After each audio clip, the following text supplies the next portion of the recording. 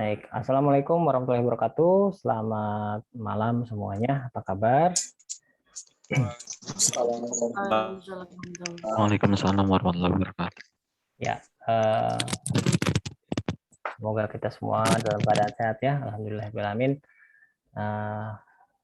Materi kita lanjutkan yang minggu kemarin sudah mulai pemanasan tentang intro software engineering. Nah, sekarang kita akan masuk ke pengertian si software dan software engineering. Jadi pengertian dari mulai software, nanti larinya kenapa harus ada software engineering gitu ya. Seperti itu. Nah, di pertemuan ini merupakan dasar ya. Dasar nanti selanjutnya kita akan mengenal lebih jauh tentang software engineering.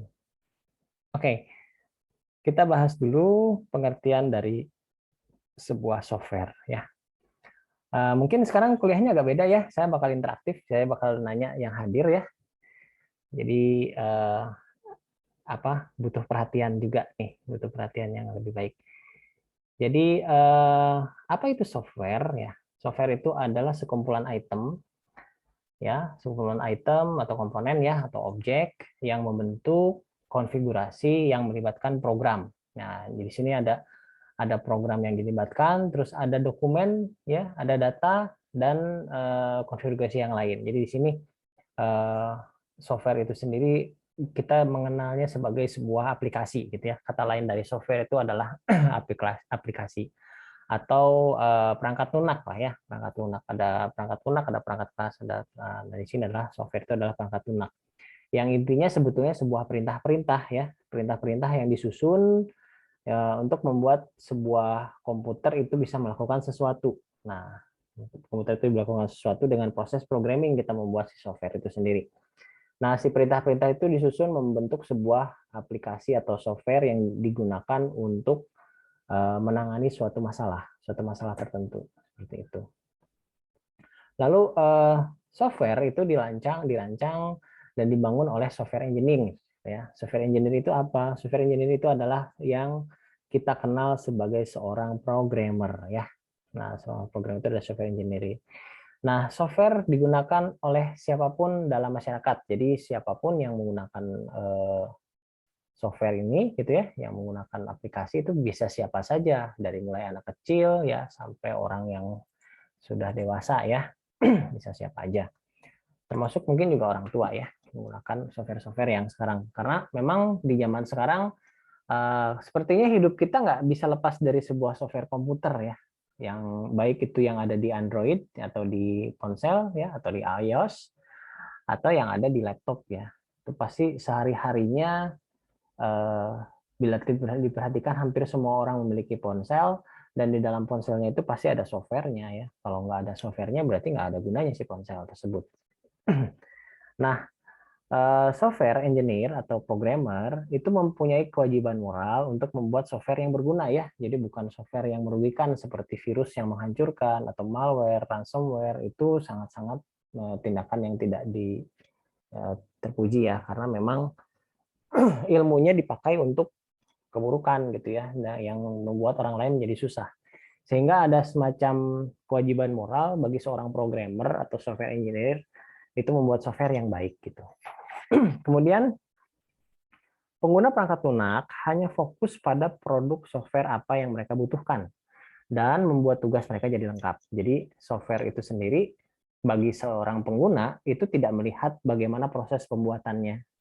Jadi proses pembuatannya itu nggak tahu kalau yang pengguna. Tahunya pokoknya tinggal pakai aja ya. Tinggal pakai, prosesnya nggak mau tahu gitu. Itu udah kalau dari sisi ini ya, si customer-nya atau si penggunanya. Nah, sehingga dari dua sudut pandang yang berbeda, dari sudut pandang programmer yang mengetahui prosesnya seperti apa karena dia tahu di dalamnya adalah perintah-perintah begitu ya.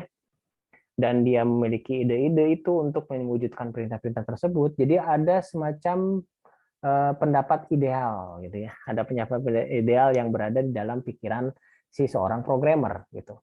Namun ketika berada di pikiran orang customer yang menggunakan software tersebut, ya pikiran-pikiran ideal itu biasanya nggak semuanya terrealisasi ya, maksudnya dipakai gitu ya, digunakan. terbukti ya, di sini ada survei sekitar tahun 1993 sih, ini udah lama ya, tapi di sini membuktikan bahwa ketika awal-awal software komputer atau program komputer, di mana seorang programmer itu memiliki idealis yang tinggi, nah sehingga dia membuat sebuah software yang mungkin menurut programmer ini sangat berguna gitu. Tapi ternyata dari sisi customer itu tidak semuanya berguna. Sehingga di sini survei ini mengatakan software delivered but never used gitu. Jadi softwarenya jadi tapi tidak digunakan secara maksimal, tidak digunakan gitu. Bahkan mungkin ditinggalkan. Jadi nggak ya. Jadi tapi ya akhirnya nggak dipakai gitu karena mungkin terjadi kegagalan fungsi dari si software tersebut. Maksudnya yang tadinya software tersebut bisa menyelesaikan masalah karena misalnya mungkin entah ada masalah dari sudut pandang programmer dengan sudut pandang customer yang berbeda, menyebabkan biasanya si software tersebut jadi tidak berguna gitu, jadi tidak bisa dimanfaatkan. Nah, terbukti di sini menurut survei ada 74% software tersebut jadi tapi tidak digunakan secara maksimal. Mungkin digunakannya seadanya saja gitu ya. Tidak sampai ke fungsi-fungsi yang detail yang mungkin lebih canggih, lebih powerful gitu ya. Kita bisa ambil contoh misalnya Microsoft Excel ya. Microsoft Excel itu dibuat untuk kalangan umum ya, kalangan umum. Jadi masyarakat umum yang menggunakan.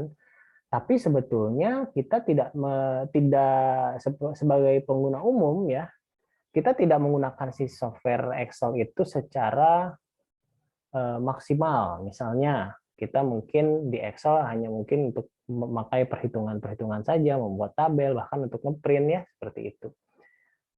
Tetapi sebetulnya si Excel sendiri memiliki fungsi-fungsi lain, misalnya bisa membuat programnya di sana menggunakan VBA application. Tapi siapa yang membuat itu? Nah, tapi kok kenapa softwarenya buat? Berarti memang ada suatu kebutuhan untuk itu. Namun mungkin tidak semuanya kebutuhan dari si software tersebut digunakan. Nah, itu adalah salah satu permasalahan. Jadi si softwarenya itu mungkin tidak terlalu sangat canggih, tapi bagi si customernya itu belum tentu canggih gitu. Tergantung siapa yang menggunakannya. Tapi bagi sebagian orang yang memanfaatkan Excel makro itu sangat berguna. Jadi memang dua sudut pandang ini yang berbeda gitu. Dua sudut pandang ini yang berbeda yang kadang-kadang ketika terjadi semacam transaksi pembelian software yang menggunakan software yang dipesan atau custom software atau di software development itu sering terjadi permasalahan ketika pemahaman customer itu tidak bisa dijelaskan oleh si tim developer. Nah, di sini terbukti juga hanya 2% ya dari keseluruhan survei ini software itu digunakan sebagaimana mestinya. Jadi semuanya digunakan secara mestinya. Nah, 90% itu memiliki kritikan. Nah, 3% itu digunakan setelah dimodifikasi sesuai dengan keinginan customer. Nah, itu juga 3%. Dan softwarenya ada juga yang 29% ini dibayar tapi tidak pernah jadi, mungkin karena error yang berkepanjangan, karena mungkin ada semacam gap informasi antara si developer dan si konsumen seperti itu. Nah, di sini yang terjadi perbedaan pola pikir atau sudut pandang.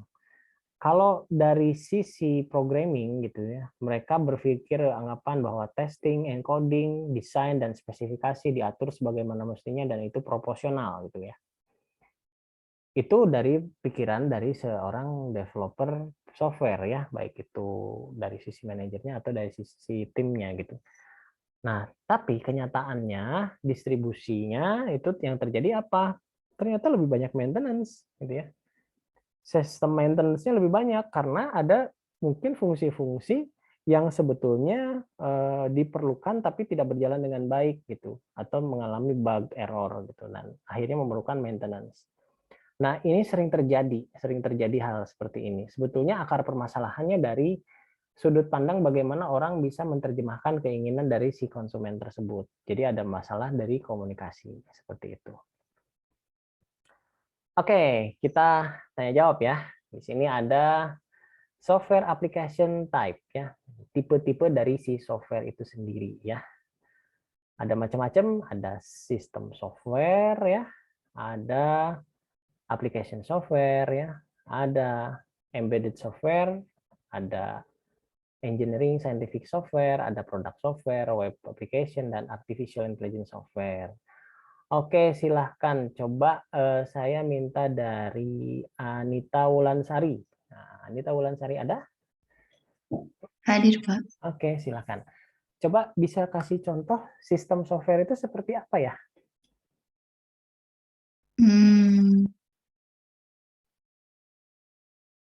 Kira-kira Yang aplikasi berbasis sistem ya, sistem gitu software. sih, Pak. Kira-kira ada contohnya? Nggak apa-apa, salah juga. Kita diskusi ya, di sini kita diskusi. Kira-kira ada nggak? Bisa nggak menyebutkan?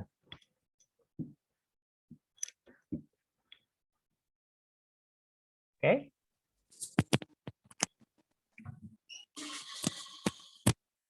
Iya, oke. Sepertinya kebingungan. Ya, nggak apa-apa.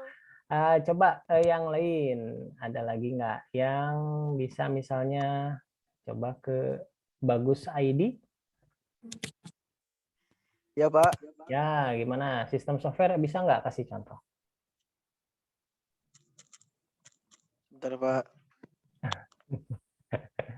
Nggak apa, santai ya, santai aja lah. Siap, Tapi, Pak. santai tapi serius gitu ya. Masalahnya kita juga pembelajarannya online ya, jadi ya tenang aja gitu. Gimana kira-kira apa yang disebut sistem software? OS, Pak. Nah, itu dia. Betul, OS. Ya, Pak, kayak gitu. OS, contohnya apa OS? Contoh OS apa? Windows, Pak. Windows, Linux, Android, iOS ya, itu adalah sistem software. Jadi software yang menjalankan sebuah sistem komputer. Jadi dia software yang paling tinggi ya, software yang paling tinggi di si komputer itu sendiri. Berarti dia berhubungannya dengan operating system. Nah, itu untuk sistem software. Terus application software, ini banyak sih application software otomatis ya yang ada yang di dalamnya ya bisa digunakan. Nah, embedded software, kira-kira ada yang bisa nggak kasih contoh apa? Embedded software. Oke, siapa ya? Adi Pamungkas, bisa nggak? Embedded software itu apa kira-kira? Nggak apa-apa, salah juga. Coba aja. Kalau dari artinya sih Pak, software yang tertanam ya Pak, itu Nah. software bawaan gitu ya Pak maksudnya? Embedded software, iya betul. Embedded software itu jadi kayak software bawaan dari si hardware-nya, ya, bawaan dari si hardware-nya. Nah, Kayak itu widget kayak gitu ya Pak? Bukan? biasanya itu ke sebuah alat sih ya, biasanya ke sebuah alat seperti kayak tahu nggak alat Garmin yang buat GPS, itu di dalamnya udah ada software-nya kan? Atau misalnya alat untuk barcode untuk mencatat sebuah jumlah barang gitu ya, yang udah ada software-nya, itu juga sama, yaitu embedded software sebutnya. Jadi software bawaan dari si hardware-nya ketika hardware itu diproduksi gitu. Jadi sudah ada bawaannya lah gitu. Nah, itu contoh. Terus atau ada lagi kalau dulu itu apa ya contohnya ya, kayak saya kasih contohnya kayak di Xbox ya. Kalau Xbox kan itu sebetulnya komputer tuh. Nah, tapi kan ada bawaannya untuk bisa menjalankan. Nah, itu sama, itu kayak gitu, embedded. Jadi bawaan si software itu sendiri. Oke, contohnya kayak gitu ya, embedded software. Selanjutnya, engineering atau scientific software. Ada yang bisa? Ini gampang ini. Aplikasi teknik, Pak. Iya, aplikasi teknik. Contohnya AutoCAD. Ya, betul, AutoCAD. Terus ada lagi apa lagi? Data numerik begitu. Data numerik ya, SPSS ya. Nah, contohnya kayak gitu. MATLAB, Pak. Nah, betul, MATLAB. Nah, kalau produk software apa produk software? Produk POS, Pak. OS kan udah masuknya ke sistem software ya. OS, Pak, Power of Sales yang biasa buat di minimarket itu. Oh ya, betul. Ya, maksudnya ke sana. Jadi sebetulnya produk software itu sebenarnya software yang dipesan, ya, software yang dipesan. Jadi biasanya tidak umum, gitu. Makanya biasanya suka ada di salah satu perusahaan atau di sebuah UMKM atau bahkan seperti di minimarket ya. Nah, itu ada softwarenya beda sendiri, orang lain nggak punya ya, karena itu softwarenya pesanan. Nah, biasanya software pesanan itu dibuat oleh developer program, ya, atau istilahnya software house lah ya yang membuat saya gitu. Nah, terus di sini ada web application software. Nah, ini sih banyak ya, kayak email itu kan web application ya, web aplikasi. Terus yang cloud bahkan seperti apa namanya Google Drive ya, itu juga sama web application ya, seperti itu. Nah, artificial intelligence software. Nah, ini yang paling lagi hangat dibicarakan. Kira-kira bisa kasih contoh nggak artificial intelligence software? Game, Pak, game. Nah, itu yang pertama. Ketahuan pada main game nih. Nah, pada main game nggak apa-apa lah. Berarti ya, game itu memang salah satu program software yang menggunakan AI ya, AI artificial intelligence, karena supaya bisa lawan mainnya berinteraksi ya kita si software tersebut ada ininya gitu ya, ada artificial intelligence-nya seperti itu. Oke, itu contoh-contoh tipe-tipe dari si software itu sendiri ya, yang sebetulnya masih banyak lagi sih tipe-tipenya ya, sesuai dengan kebutuhannya ya, kebutuhan dari si penggunanya. Oke, kita lanjut ya. Sekarang New Software Challenge ya. New Software Challenge itu apa sih gitu ya? Nah, di sini adalah sebuah tantangan baru ya, tantangan baru bagi software yang dikembangkan. Jadi software yang dikembangkan lebih lanjut itu memiliki tantangan-tantangan. Ini menurut Roger S. Pressman di bukunya ya. Nah, di sini ada 4 tantangan bagi sebuah software yang baru ya, baru dibuat atau baru dikembangkan. Yang pertama, ubiquitous computing, ada di mana-mana. Artinya apa? Satu jenis software itu bisa digunakan di beberapa perangkat yang berbeda. Jadi bisa digunakan di laptop misalnya ya, digunakan di desktop, atau juga bisa digunakan di Android atau di iOS ya, di ponsel, itu bisa ada di mana aja. Jadi konsepnya seperti itu. Softwarenya satu, tapi dia bisa diakses oleh beberapa hardware gitu. Dan itu sudah memungkinkan sekarang, itu terjadi sekarang. Gitu. Terus kemudian ada net sourcing. Net sourcing itu adalah sederhananya arsiteknya aplikasinya canggih terus diperuntukkan agar pasar ke end user di dunia. Jadi di sini lebih ke kesederhanaan si arsitekturnya, tapi aplikasinya canggih. Maksudnya softwarenya nggak ribet, tapi fungsinya bisa digunakan oleh setiap orang gitu. Arsitekturnya sederhana. Gitu.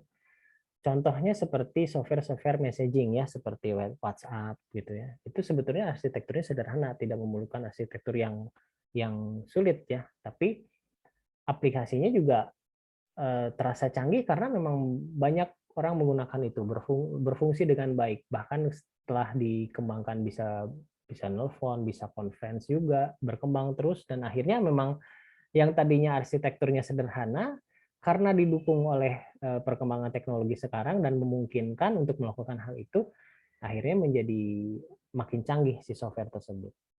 Terus software dihadapi tantangan dengan open source ya. Open source itu apa ya? Open source itu ketika si source code-nya itu bisa dimodifikasi oleh si usernya, bisa digunakan. Jadi kita bisa download sebuah software sekaligus source code-nya. Nah, dengan adanya source code kita bisa memodifikasi atau memberikan inputan. Tujuannya apa sih sebetulnya pengembangan software open source ini? Tujuannya adalah dia bisa dapat memiliki masukan dari seluruh programmer di dunia secara gratis, secara free, dan sebagai imbalannya si programmer tersebut dapat memiliki si software tersebut dan bisa menggunakannya dengan bebas juga. Tapi dia memiliki semacam perkembangan gitu ya, perkembangan dari si softwarenya tersebut melalui programmer-programmer yang bisa mengakses si program tersebut seperti itu. Nah, oke. Nah, selanjutnya adalah new economy. Ekonomi ini adalah tantangan baru terhadap dunia software di mana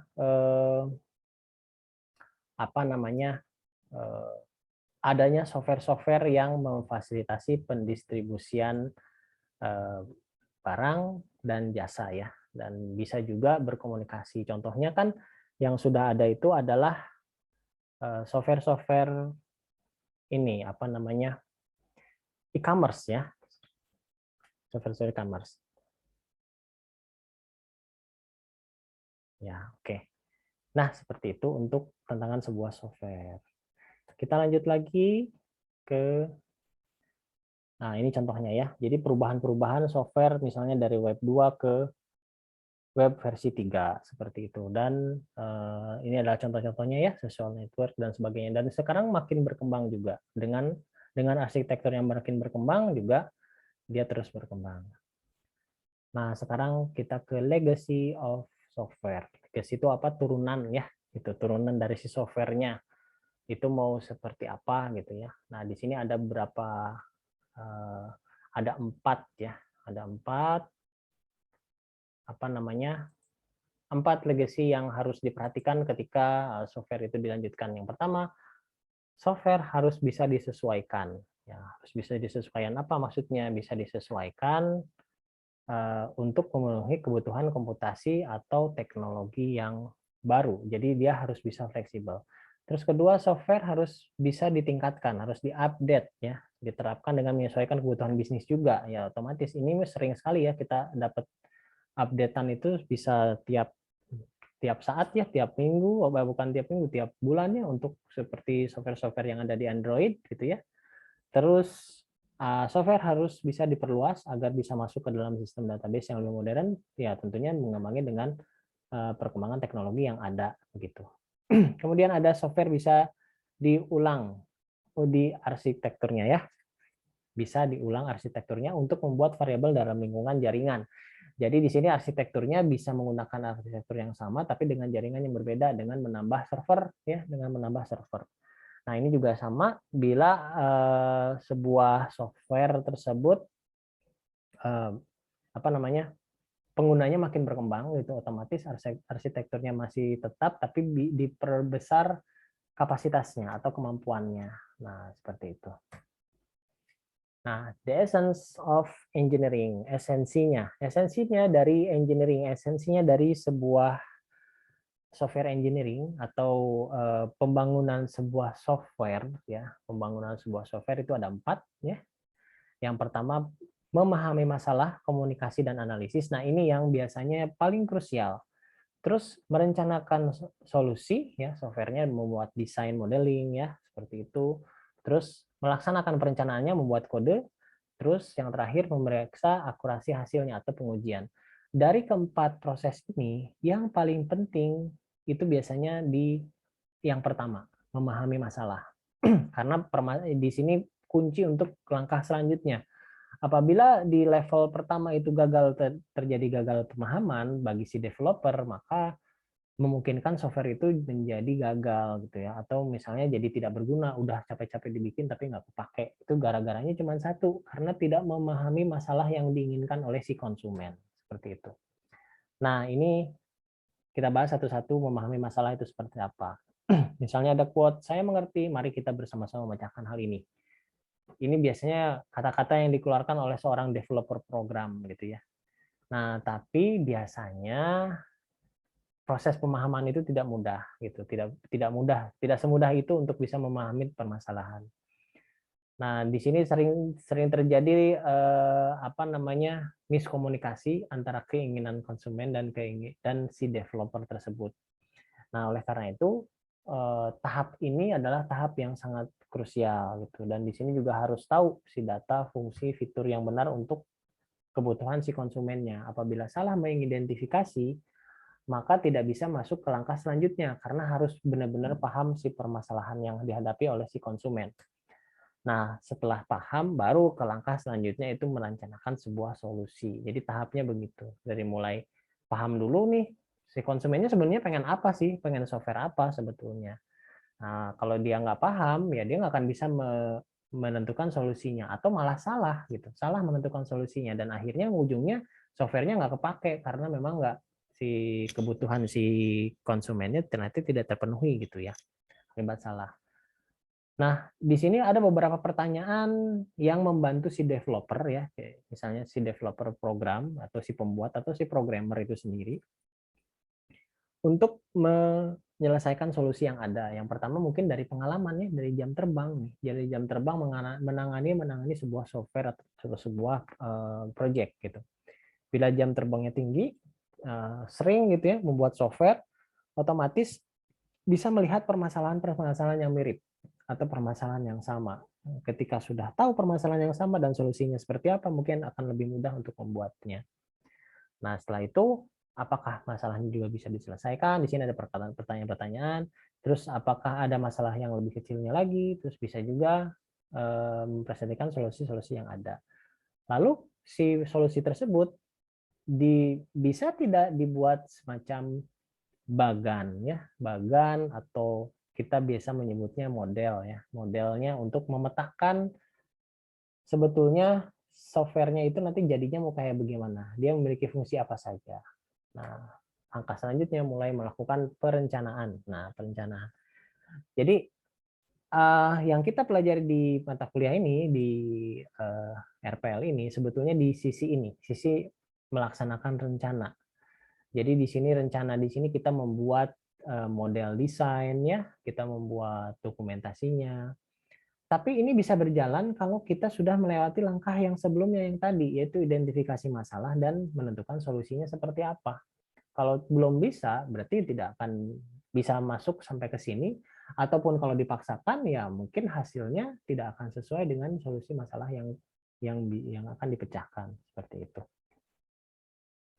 Nah, apakah setiap bagian komponen merupakan kemungkinan dari solusi yang benar? Ya, itu bisa. Jadi di sini sudah mulai memetakan solusi-solusi. Apakah desain atau kode sudah diperiksa lebih baik, telah dikoreksi dengan algoritma gitu ya. Jadi mulai dilakukan pemodelan-pemodelan untuk perencanaan yang akan dilakukan apa saja.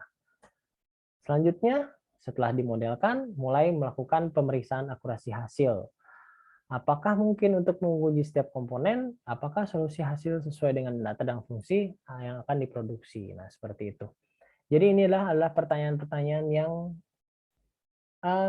harus diperhatikan ketika dalam membangunkan sebuah software atau jadi dari proses si perencanaan ini yang krusialnya kan di sini perencanaan ketika bikin pemodelan gitu ya sampai ke proses codingnya direncanakan kapan waktunya dan sebagainya seperti itu.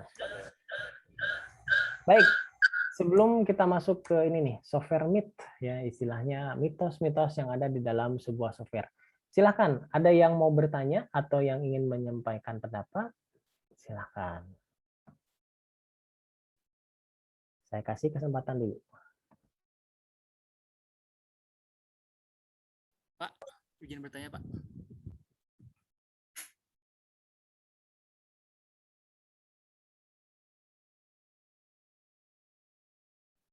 Oh, izin Pencet bertanya. kepencet mute-nya. Yuk, silakan.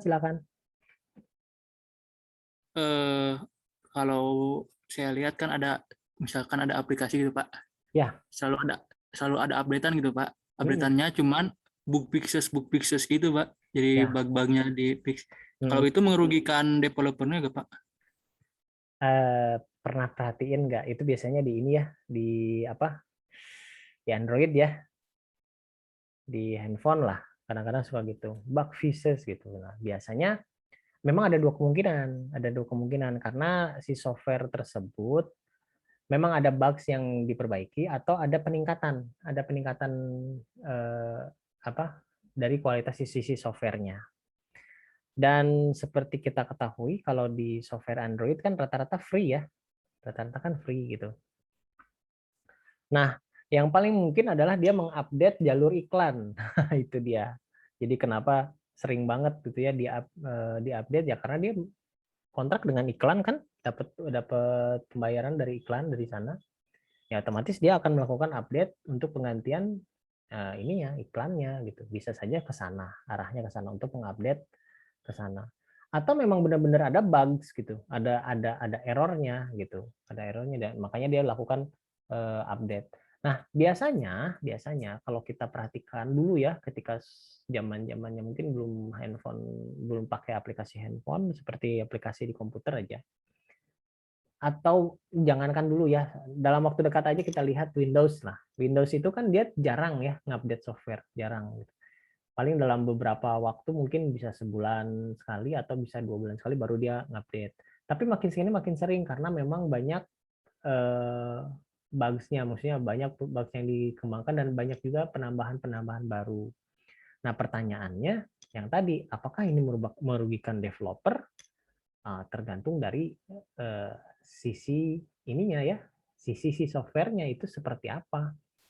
Kalau softwarenya dia berbayar, maksudnya dia sudah kontrak berbayar dengan si customernya, langsung di situ tergantung klausurnya, apakah update-nya free atau tidak gitu ya, atau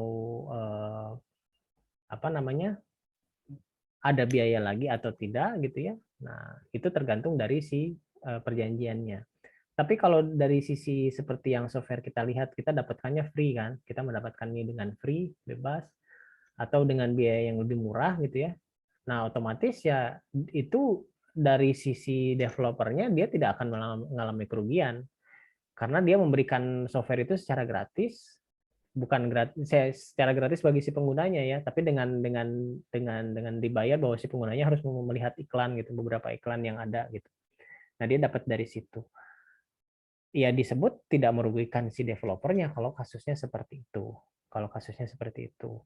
Yang dikatakan merugikan developernya ketika dia kontrak dengan satu customer, ketika customer itu sudah menentukan softwarenya seperti ini, tapi ternyata tidak sesuai dengan harapan si customer-nya, dan customer akan misalnya bisa menuntut ada closer harus sesuai dengan fungsinya. Nah, itu pasti merugikan si developernya karena dia membutuhkan waktu tambahan untuk mengupdate si software tersebut gitu. Jadi kita tergantung dari sudut pandangnya ya, sudut pandangnya seperti apa.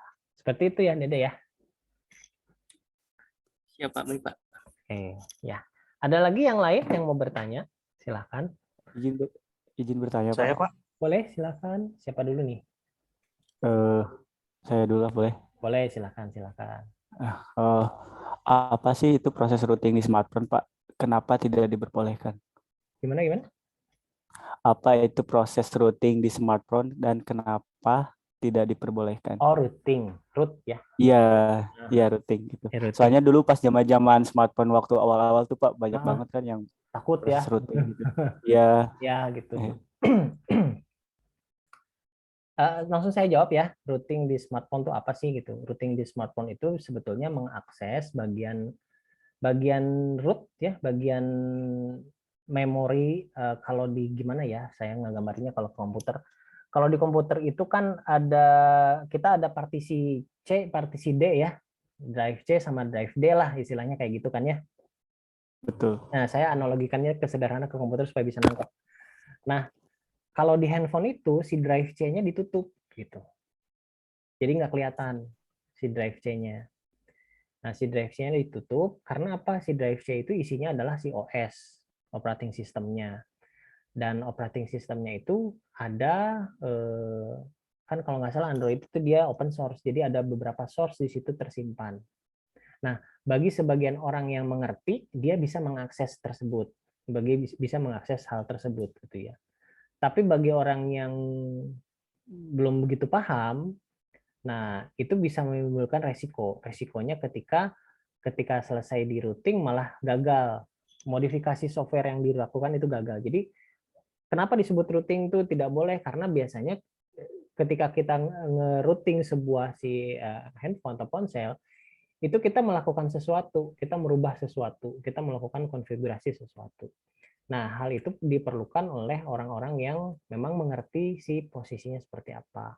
Dan ketika awal-awal handphone itu ada, memang tidak semudah sekarang ya, routingnya itu lebih mudah kalau sekarang. Kalau dulu itu memang kemungkinan gagalnya tinggi gitu. Kenapa? Karena di situ adalah salah satu cara si developer handphone untuk melindungi produknya, gitu. Untuk melindungi produknya supaya tidak dimodifikasi secara bebas. Jadi dia bisa menyimpan program-program sisipan yang mendeteksi kalau misalnya ini nggak bisa dirubah gitu ya. Kalau dirubah nanti jadi error, bahkan si komputernya error. Nah, tapi untuk sebagian orang yang mengerti caranya, dia bisa membypass itu. Cuman kalau di awal-awal ketika handphone baru-baru, itu masih rentan, masih fragile, bahkan masih mungkin dikunci. Nah, kalau sekarang sudah beda ya, dunianya sudah beda. Proses routing makin gampang gitu, otomatis ya sudah berada di level yang lebih baru sekarang itu. Kita bisa melakukan proses routing dengan ya tadi catatan kita mengerti apa yang kita lakukan. Kadang-kadang kita nge-routing terus ngerubah-rubah sesuatu dan nggak tahu, akhirnya gagal. Nah, ketika gagal itu biasanya membuat si handphone itu tidak bisa nyala ya. Jadi dia booting terus, itu bolak-balik booting. Nah, itu yang kenapa dilarangnya itu di sana gitu. Dilarangnya itu di sana karena Kayak betul. Dilarangnya di kayak sana. bootloop gitu ya Pak? Iya, bootloop ya namanya ya. Lupa saya namanya bootloop. Jadi bootloop karena kegagalan konfigurasi yang dilakukan ketika routing. Nah, itu yang dihindari, makanya tidak disarankan untuk routing karena bisa saja si developer handphone itu menyimpan sebuah software sisipan supaya tidak bisa diakses untuk routing gitu. Ketika itu terjadi otomatis harus di flash ulang semuanya gitu. Nah, harus istilahnya dinolin lagi gitu. Itu pun kalau caranya tahu, kalau nggak tahu caranya kan ya selesai, itu handphone nggak bisa dipakai gitu kan ya. Nah, begitu. Itu alasannya kenapa mungkin jangan mainin routing karena mungkin kita ilmunya belum nyampe gitu. Tapi kalau udah nyampe sih nggak masalah gitu. Paling juga tinggal di flash lagi seperti itu ya. Oke. Tapi itu bener Pak, bisa nambah RAM kan waktu dulu tuh misalkan RAM-nya tuh 512 MB kan biasanya dulu tuh Ya, awal-awal. ya. Ya bisa menambah. Emang itu bener Pak? Benar. Katanya di routing dulu. Bisa. Oh, bisa. Jadi saya gambarinnya kayak tadi, kayak kita punya hard disk ya. Hard disk kita itu ada drive Partisi. C di partisi kan, drive C dan drive D. Yang di C itu ditutup, itu RAM-nya. Dulu kan RAM-nya cuma zaman 1 giga kan susah banget. Nah, supaya dia lebar ngegeser tuh si RAM-nya, ada konfigurasi kan, dibagi memorinya pakai memori SD card gitu kan. Ditambah. Ya otomatis nambah si RAM-nya. Itu si prosesnya tambah, tapi itu bisa berhasil bisa enggak, tergantung si device-nya, tergantung si handphonenya seperti itu ya. Atau mungkin kalau RAM itu nggak akan nambah Pak ya? Kalau sekarang sih enggak, karena sudah konsepnya kayak komputer. Jadi kalau dulu tuh konsepnya kayak kalau di komputer tuh kayak swap memori, tahu nggak swap memori? Kayak menambah gitu ya? Bukan, swap memori itu kayak backup memori yang disediakan oleh hard disk gitu. Jadi kalau RAM-nya penuh gitu ya, RAM-nya penuh oleh akses, itu swap memori berjalan. Jadi swap memori dipakai ke hard disk. Cuman itu biasanya dipakai di sementara, jadi apa ya, temporary files lah, temporary memory files. Biasanya Windows menyediakan alokasi itu. Itu untuk backup RAM biasa di situ. Nah, konsep itu yang dipakai ketika kita nge-routing si handphone.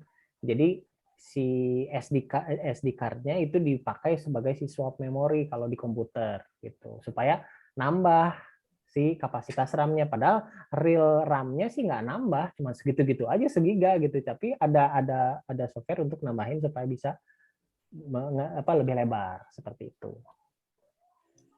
Itu ya. Terima kasih Pak. Oke, sip. Ada lagi yang lain? Saya Pak. Ya, silahkan Indra. Tadi itu kan ada aplikasi yang open source Pak ya, yang gratis, yang jadi dia bisa diedit. Nah, kalau kasusnya gini gimana Pak? Misalkan kita modifikasi si software open source itu, betul, sekitar 50% kita modifikasi, kita kembangkan, terus hasil software itu kita jual, itu diperbolehkan nggak Pak? Nah, itu gimana disclaimer-nya? Gimana disclaimer dari si software-nya? Kadang-kadang ada yang diperbolehkan, ada yang enggak gitu ya. Gitu. Ada yang enggak, ada yang boleh, ada yang enggak. Ada disclaimer-nya biasanya kalau tidak diperjualbelikan, nah berarti nanti walaupun itu statusnya open source, karena dia udah punya disclaimer ini tidak boleh diperjualbelikan dan misalnya ketahuan, itu bisa masuk tuntutan sebetulnya. Kalau ketahuan dan dituntut ya, itu bisa. Jadi harus lihat dulu disclaimer-nya ini boleh nggak gitu ya digunakan secara free gitu ya, secara komersial gitu. Kan ada disclaimer itu macam-macam. Ada yang boleh digunakan dalam bisnis dia secara bebas, boleh juga dijual gitu. Nah, biasanya sih yang open source itu boleh digunakan secara bebas gitu. Contohnya kayak MySQL ya. MySQL itu bebas tuh.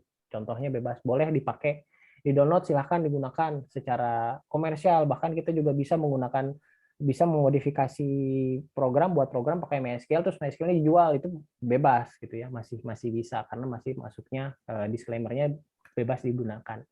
Tapi berbeda dengan Oracle. Oracle juga sama-sama database, free ketika di-download, ketika dipelajari free gitu ya. Tapi ketika dijual itu minta bayaran si Oracle-nya. gitu. Oh, jadi tergantung developernya Pak ya? Iya, tergantung developernya. Jadi ketika si Oracle-nya dipakai sama kita, kalau hanya sebatas pembelajaran boleh, karena di situ disclaimer-nya untuk Oracle itu kita boleh download bebas, free, tapi hanya sebatas pembelajaran. Tapi ketika si Oracle-nya itu digunakan dalam bisnis kita punya perusahaan nih, pakai database Oracle. Oracle-nya dari hasil downloadan free. Nah, itu bisa dituntut oleh Oracle. Ketika ketahuan ya, resikonya kan itu, ketika ketahuan dituntut. Nggak boleh, kamu harus bayar misalnya per PC berapa begitu. Itu Oracle mainannya kayak gitu, makanya. Seperti Visual Basic juga sama berarti ya, free Kayak untuk WA. belajar.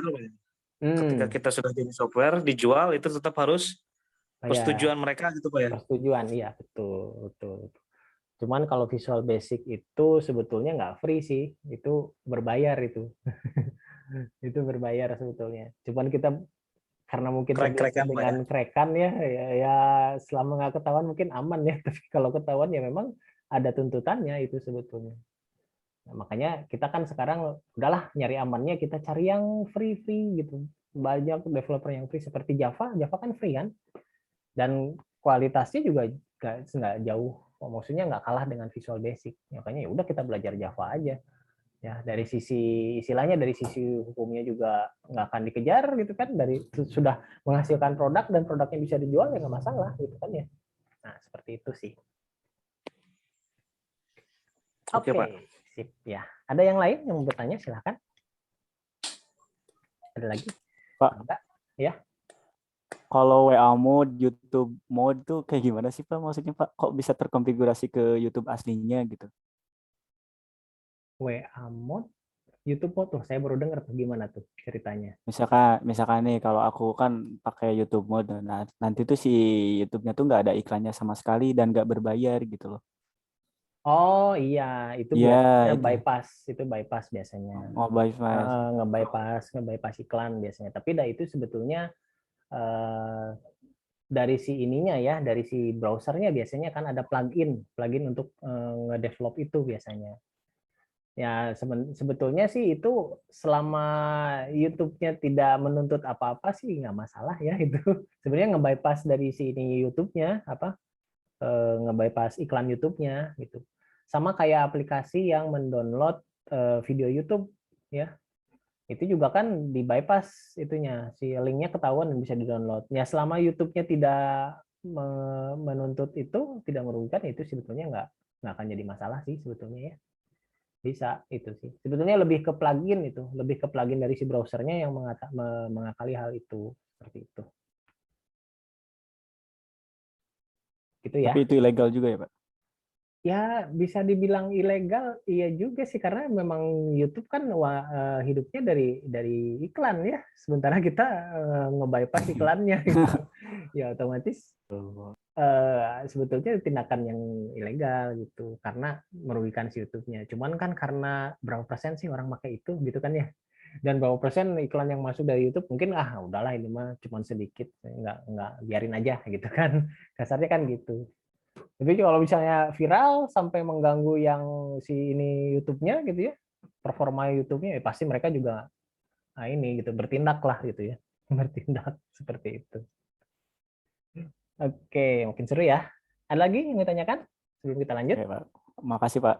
Iya, sama-sama. Yuk kita lanjutkan lagi materinya sedikit lagi aja. Ini lebih ke tahapan ya, lebih ke tahapan software engineering gitu.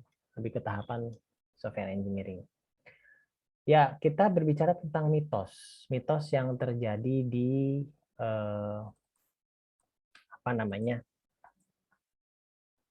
software engineering. Di sini masih dipercaya oleh banyak manajer dan praktisi. Nah, ini yang berbahaya karena mereka dipercaya ya. Mereka itu orang-orang yang dipercaya tapi masih percaya mitos. Terus setiap praktisi dan manajer seharusnya memahami realitas dan bisnis proses, itu yang benar. Jadi praktisi dan manajer yang benar dia harus paham realitas lah. Jangan istilahnya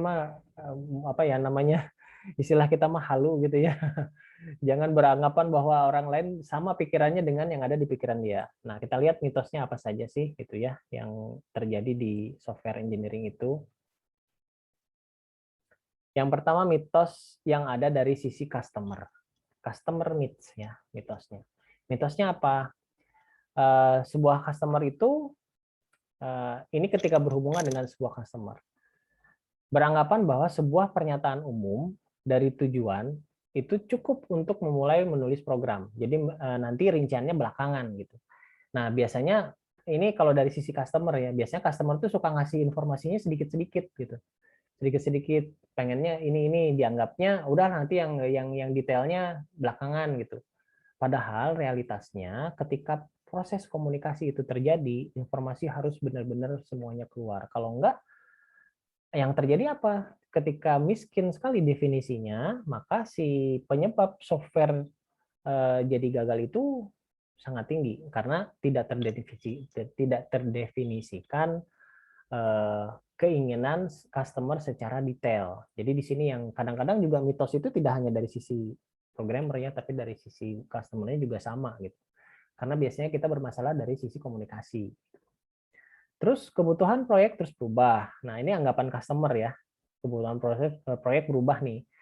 Tapi perubahan dapat dilakukan dengan mudah dan ditampung karena software bersifat fleksibel. Nah, itu pikiran customer, pasti pikirnya kayak gitu. Jadi nanti di tengah-tengah dia bisa ngajuin perubahan. Saya pengen nambahin ini, nambahin itu. Padahal kenyataannya ketika si developer melakukan program, itu nggak gampang untuk merubah alur program yang sudah ditetapkan. Nah, ini yang menjadi mitos dari customer dan kadang-kadang si softwarenya malah jadi nggak jelas itu mau bikin software apa. Nah, di sini sebetulnya ada jalan tengahnya. Jalan tengahnya apa? Jadi ketika berhubungan dengan customer yang seperti ini, kita harus menyiapkan disclaimer lah, harus menyiapkan surat perjanjiannya bahwa ketika proses terjadi harus seperti apa, ketika ada penambahan fitur berarti penambahan biaya dan lain sebagainya, sehingga dia bisa memberikan informasi selengkap-lengkapnya dan dia tidak merubah keinginannya di tengah jalan gitu, seperti itu. Nah, itu untuk dari sisi customer. Nah, sekarang itu kita lihat dari sisi praktisinya atau dari sisi programmernya. Mitosnya apa? Setelah program ditulis ya dan bekerja, pekerjaan secara praktek dianggap selesai. Nah, itu dia masalahnya. Jadi oke nih, misalnya perintahnya untuk bisa ngeprint laporan gitu, ngeprint laporan. Udah bisa ngeprint laporan, udah selesai. Nah, ini udah beres nih, selesai. Tapi ternyata 60-80% dari usaha yang dikeluarkan pada program terjadi pada saat disampaikan kepada pelanggan. Jadi kadang-kadang ada hal-hal kecil yang terlewatkan. Nah, ketika program tersebut diberikan ke customer, dan itu biasanya ketahuan ketika testing kalau testingnya tidak dilakukan dengan baik. Itu makanya ada satu proses testing untuk mencegah hal ini gitu ya. Kenapa? Karena di sini ada realitasnya 60-80% si program tersebut ternyata gagal ketika berada di tangan customer karena mungkin pada bagian testingnya tidak berjalan dengan baik. Kayak itu karena ada mitos ya kalau udah bekerja udah beres gitu, padahal belum tentu, harus dites dulu gitu, harus dites dulu baru bisa. Terus tidak ada cara untuk menilai kualitas software sampai sebuah program dijalankan. Nah, itu mitos seorang programmer kayak gitu. Jadi dia bilang nggak ada nih cara untuk menilai kualitas software sampai si program itu bisa jalan. Kalau udah jalan baru bisa. Nah, padahal ada yang namanya software review. Jadi software itu adalah review yang lebih efektif dalam menemukan kesalahan dari pengujian untuk sebuah kesalahan tertentu. Jadi reviewnya menggunakan software lagi gitu. Jadi review si softwarenya menggunakan software lagi itu juga bisa dilakukan. Seperti apa? Seperti misalnya contohnya ya kalau dulu yang namanya kita ngetik belajar PHP, JavaScript itu kita pakai editor yang biasa gitu ya, yang mungkin Notepad lah ya, gitu, dibilangnya Notepad. Tapi setelah berkembang sekarang dikembangkan si editor-editor yang bisa mendeteksi si program-program yang kita ketik. Ini apakah benar integer, ini apakah benar konstanta dengan warna-warna yang ada yang timbul gitu ya. Nah, itu sebetulnya hasil kerja dari si software itu gitu, software review sebetulnya. Ini benar nggak sih coding yang ditulis gitu.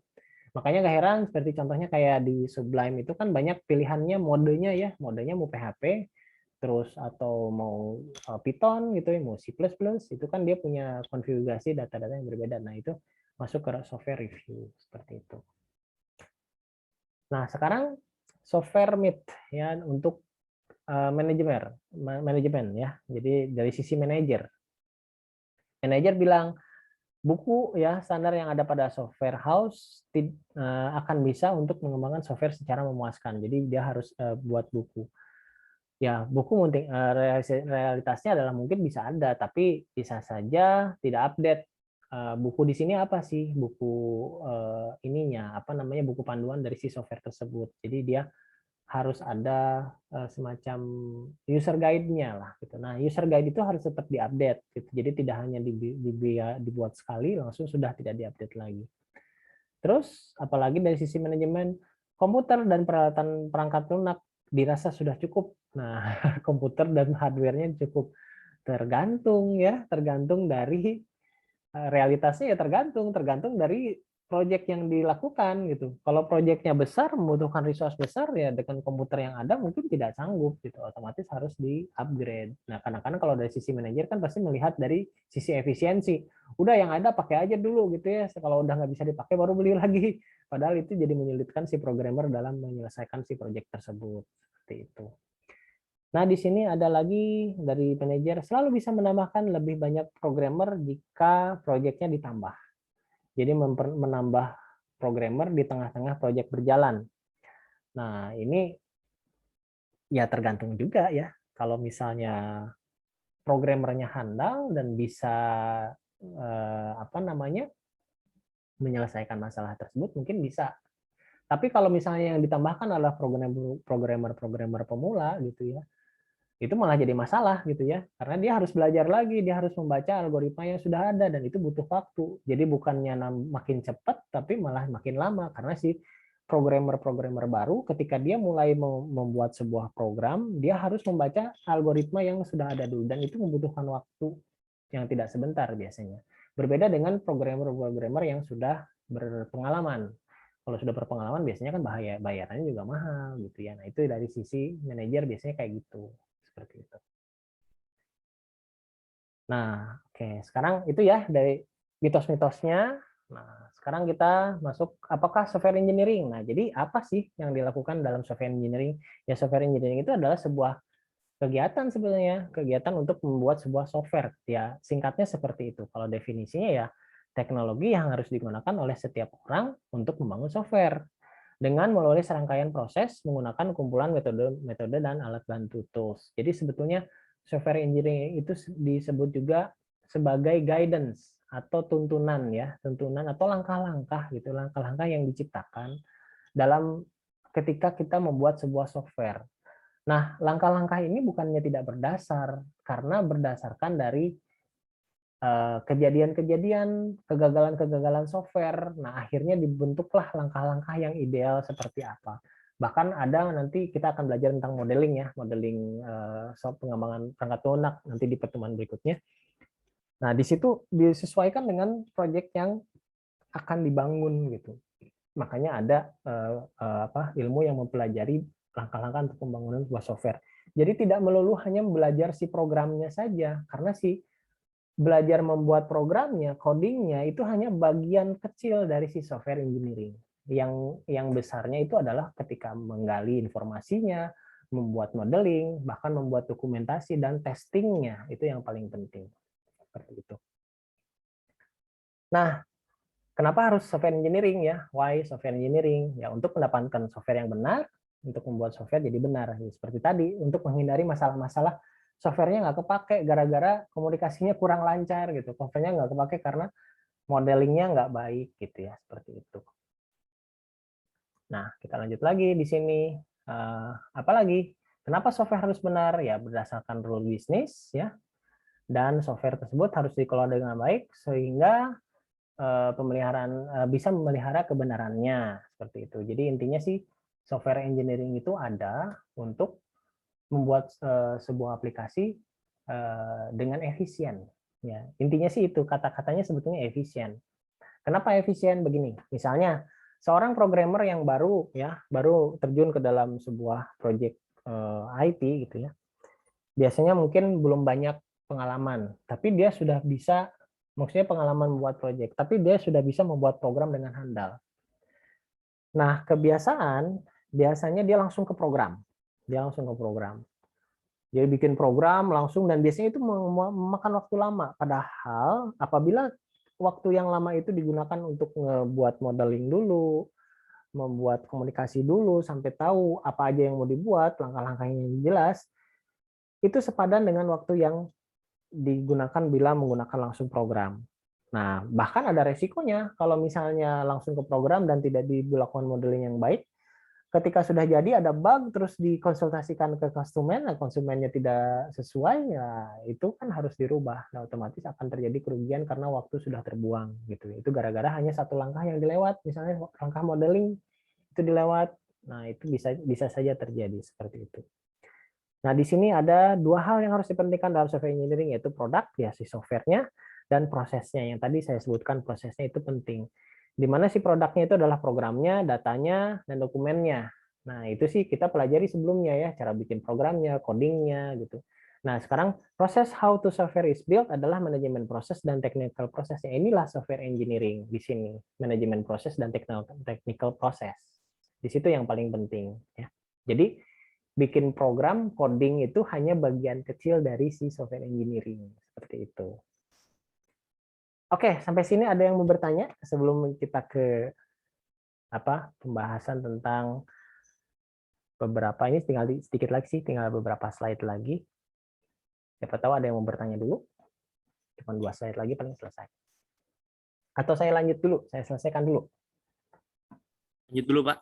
Nah, lanjut dulu ya. Lanjut Boleh. dulu, Pak. Sedikit lagi. Ya, perbedaan dengan software engineering dengan computer science. Computer science itu ilmu komputer ya. Nah, jadi ilmu yang mempelajari tentang komputer, ilmu yang mempelajari tentang informatika, tentang hardware, software, dan brainware. Itu dari katanya kita bisa lihat berbeda dengan software engineering gitu. Nah, kalau computer science berfokus pada teori dasar-dasar ya, softwarenya, software engineering. Sementara kalau si software engineering itu berfokus kepada praktek. Jadi istilahnya ilmu komputer itu teorinya gitu, tapi prakteknya itu di software engineering gitu, fokus pada praktek dan penggunaannya. Lalu teori computer science engineering itu teori computer science itu masih belum cukup untuk menetapkan sebagai sebuah tiang fondasi untuk sebuah software engineering. Jadi sebuah teori atau beberapa teori dari computer science itu belum cukup. Jadi ilmu itu belum cukup kalau dari sains. Yang diperlukan apa kok? Ilmunya nggak cukup gitu ya. Yang diperlukan adalah pengalaman ya. Pengalaman dalam membuat sebuah project base. Jadi software engineering itu berpengaruh juga dari pengalaman. Oke, ilmu kita sudah kuat, tapi kalau pengalamannya masih kurang, biasanya masih perlu banyak belajar. Itulah alasannya kenapa kalau kita melihat rekrutmen programmer, pasti ujungnya dilihat yang berpengalaman berapa tahun gitu ya. Nah, itu dari situ alasannya. Karena ilmu saja tidak cukup kalau tanpa pengalaman. Nah, itu ya. Kenapa di situ beda, ada pernyataan seperti itu. Terus perbedaan software engineering dengan sistem engineering. Apa sih? Sistem engineering itu berfokus pada semua aspek pembangunan sistem dasar komputer, meliputi hardware, software, dan proses engineering-nya. Artinya kalau sistem itu skupnya lebih besar. Skup itu lebih besar untuk sistemnya. Sementara kalau software engineering adalah bagian dari proses ini yang berfokus pada pembangunan prasarana perangkat lunaknya, pembangunan si software tersebut. Sampai aplikasinya, sampai database-nya. Nah, itu jadi software engineering adalah bagian dari si sistem engineering gitu. Jadi sistem engineering itu sendiri lebih luas skupnya, sementara kalau software engineering itu hanya bagian dari kecil satu divisi dalam suatu perusahaan, dikatakan seperti itu ya. Dan suatu perusahaan yang mengurus masalah software. Sementara kalau sistem engineering itu lebih keseluruhan yang berhubungan, tidak hanya berhubungan dengan software, bisa berhubungan dengan marketing, bisa berhubungan dengan maintenance-nya dan sebagainya seperti itu. Nah, sistem engineer terlibat dalam spesifikasi sistem, perancangan arsitektur, integritas dan penyebaran. Jadi di sini lebih ke perancangan arsitekturnya gitu ya, ke integrasi gitu ya, ke proses mendeliver si softwarenya seperti apa begitu. Nah, sistem engineer itu siapa? Sistem engineer itu kalau bahasa mudahnya itu seorang analis ya. Nah, seorang analis gitu, seorang analis sebuah software. Jadi biasanya seorang analis itu dia memiliki pandangan yang lebih luas karena dia bisa menentukan spesifikasi sistemnya seperti apa, perancangan arsitekturnya seperti apa, integrasi dan proses untuk menyampaikannya seperti apa. Nah, sistem engineering ini tentu sangat apa ya? Maksudnya dia lebih luas. Dia seorang analis lah. Kalau yang software engineer itu si programmer, intinya di situ. Nah, jadi ada perbedaan antara sistem engineer dan software engineering. Otomatis dari sistem engineering dan software engineering juga terjadi perbedaan. Kalau sistem engineering lebih luas, di dalamnya bisa meliputi si software engineering. Nah, kalau orangnya kalau sistem engineer adalah analis, kalau software engineering adalah software engineer ya, nggak pakai ing. Kalau software engineer itu adalah seorang programmer seperti itu. Oke, sampai di sini materinya selesai sebetulnya ya. Jadi di sini ada tugas pertama, tugas 1 ya. Nah, silahkan ini nanti dikerjakan. Nah, ini sebetulnya saya ingin mengukur seberapa jauh pemahamannya mengenai software engineering. Jadi ini masuk ke tugas 1 ya, masuk ke tugas 1. Di sini pertanyaan-pertanyaannya berupa pendapat-pendapat pribadi. Silahkan nanti ditulis jawabannya. Saya nanti akan bikin Google Classroom. Sepertinya kita pakai Google Classroom yang sebelumnya aja ya, yang web lanjut. Nanti akan saya ubah judulnya, lalu saya masukin itu. Nah, nanti ini kita akan bahas pertanyaan-pertanyaan ini minggu depan setelah dikumpulkan tugasnya. Silahkan ini berpendapat, jangan takut salah ya, karena saya akan nilai sebetulnya pendapatnya benar salah itu nanti kita lihat dari sudut pandang lain seperti itu. Baik, sampai sini silahkan ada yang mau bertanya. Kita sudah masuk ke sesi bebas ya, karena ini sebetulnya sudah selesai. Nah, slide ini ada di Wastu Digital, nanti bisa diakses ya. Silahkan di-download ya. Di-download. Oke, ada yang mau bertanya? Silahkan. Pak, izin bertanya, Pak. Ya, silahkan. Pak, tapi sebelumnya mohon maaf ini agak melenceng ya. Iya, tidak apa-apa. Saya tuh lihat di media informasi, misalkan nih ada di media rekrutmen, misalkan si rekrutmen tuh minta front end aja, tapi dalam kualifikasinya banyak kayak full stack gitu Pak, malah harus serba bisa gitu. Apakah emang itu tuh atas permintaan dari departemen IT-nya, apa akal-akalan HRD aja? Soalnya tuh kayak terlalu, ini mah full stack bukan front end gitu. Tapi yang mintanya front end gitu. Banyak loh kayak gitu Pak. Hampir mungkin 90% saya lihat di media-media informasi itu ya kayak gitu, kayak misalkan di akun-akun anak IT tuh kayak gitu. Ya, betul. Itu sih dari zaman saya, waktu zaman programmer sampai sekarang masih terjadi gitu. Cuman bahasanya beda.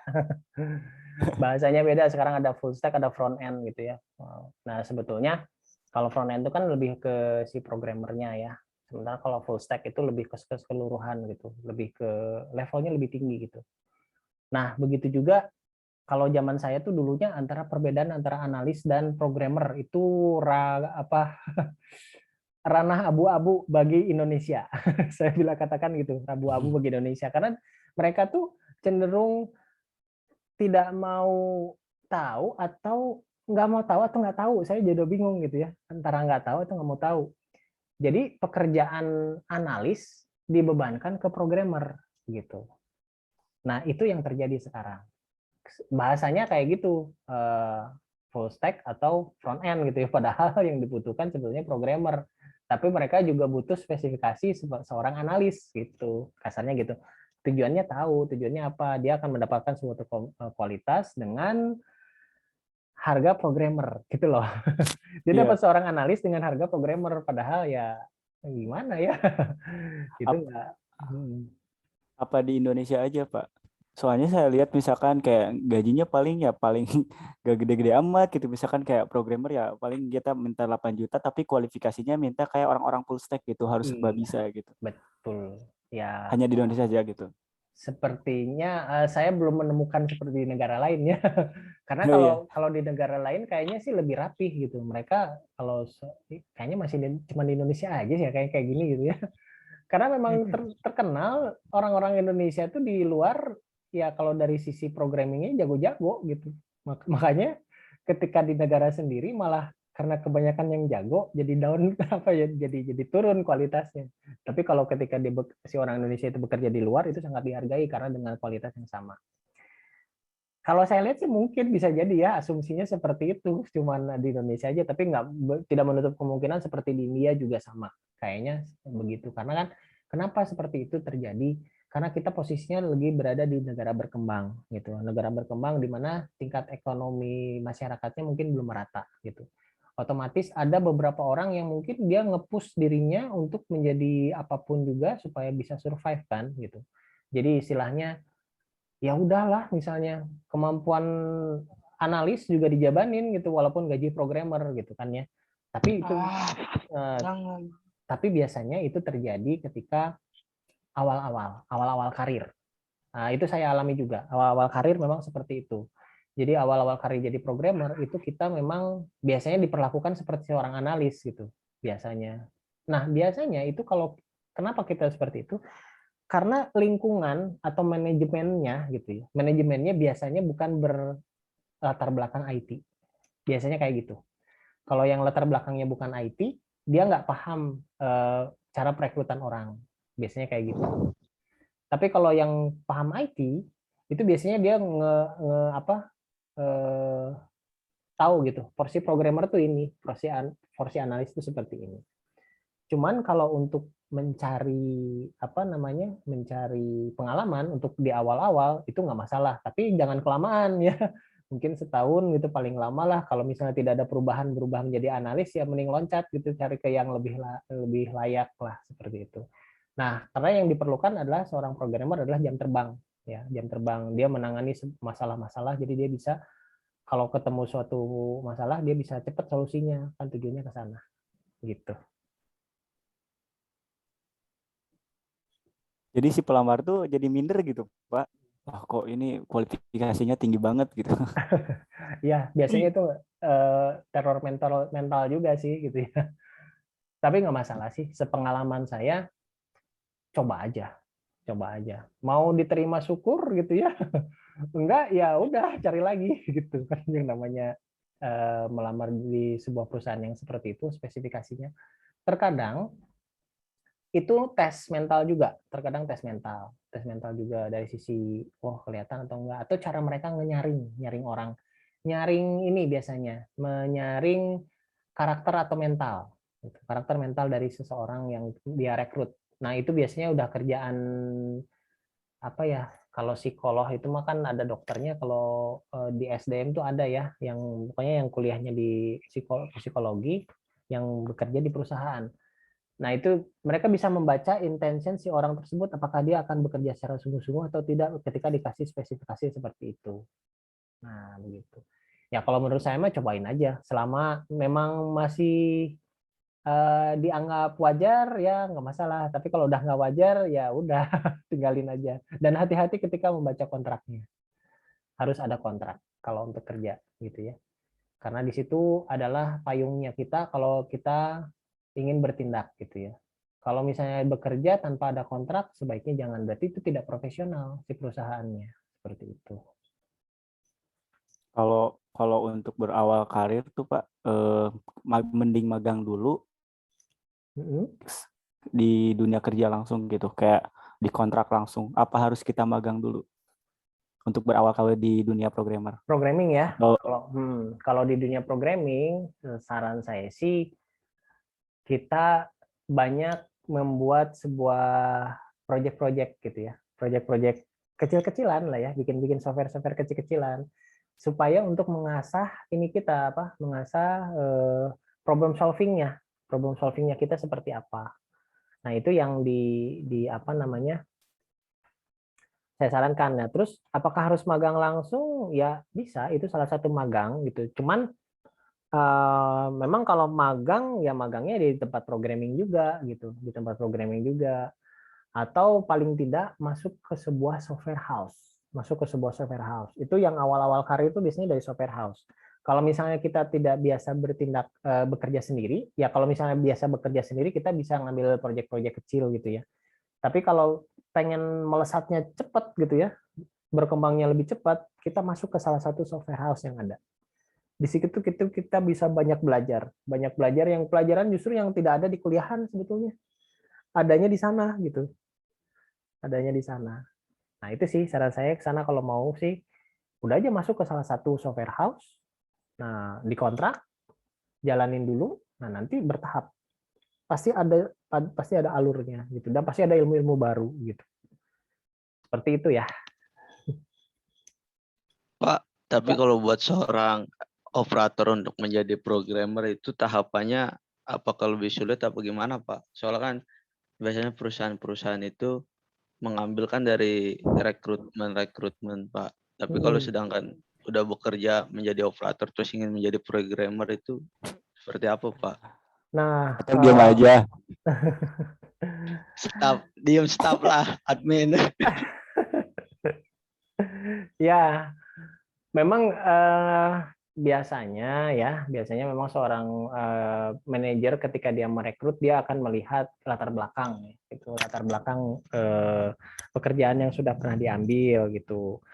Ya, memang harus ada korelasinya dengan si programmingnya gitu. Tapi tidak menutup kemungkinan itu bisa masuk juga gitu, bisa masuk juga ke dalam si dunia programmingnya asal kita bisa meyakinkan gitu ya. Kita bisa meyakinkan si manajernya.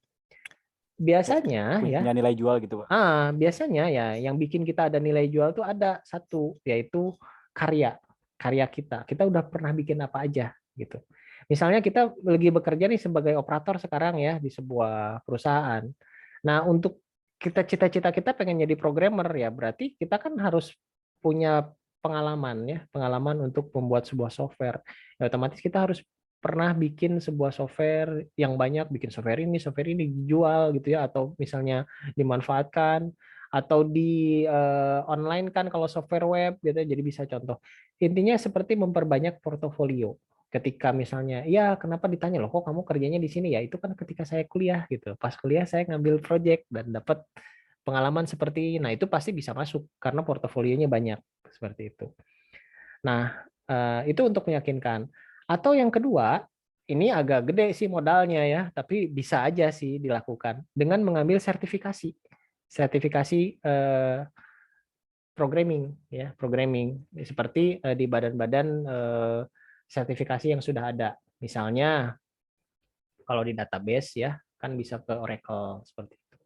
Atau ke apa namanya? Aduh saya lupa yang versi pemerintahnya dia punya standar sertifikasi khusus untuk profesi. Nah, itu juga sebetulnya nilai lebih ketika kita melamar. Pak. Nah, itu BNSP, betul. BNSP. Nah, itu yang bisa kita manfaatkan, tapi memang modalnya gede biasanya untuk ikutan sertifikasi ya lumayan ya, ada ininya, ada nilainya, ada harga-harganya. Tapi kalau ketika lulus itu nilai jual kita tinggi. Biasanya kalau untuk perusahaan-perusahaan software house begitu ngelihat ada sertifikasi itu biasanya ada nilai plus gitu, ada nilai plus tanpa mungkin karena kan udah diuji ya, ketika diuji dan secara resmi dinyatakan lulus, nah itu udah ada nilai positif. Jadi secara tidak langsung mereka sudah dibantu diuji oleh si lembaga sertifikasi tersebut seperti itu. Jadi ada dua cara ya. Caranya itu, cara yang pertama ambil sertifikasi, atau cara yang kedua dengan memperbanyak portofolio programming yang pernah dibuat seperti apa, seperti itu. Oke Pak, siap. Terima kasih Pak sarannya Pak. Soalnya saya juga mau jadi programmer Pak, menggeser orang-orang yang di departemen Pak. Jadi staf admin dulu. Nah, Mantap, Bil, mantap. Udah. Admin mah emang gitu Pak, rusuh Pak, admin Pak, sombong Pak, tiap pagi briefing mulu Pak, operator yang terbebani Pak. Iya, itu resiko pekerjaan ya. Sekarang sih nikmati dulu. Ada proses di sana untuk bisa meningkat. Yang penting kitanya tetap berkembang ya. Kita tetap mau berkembang, kita tetap mau belajar seperti itu.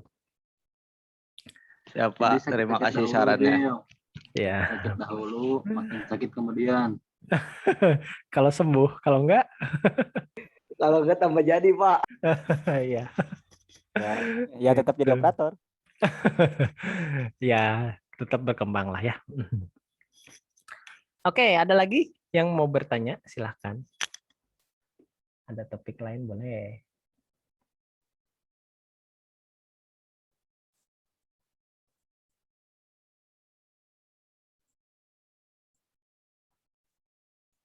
Iya.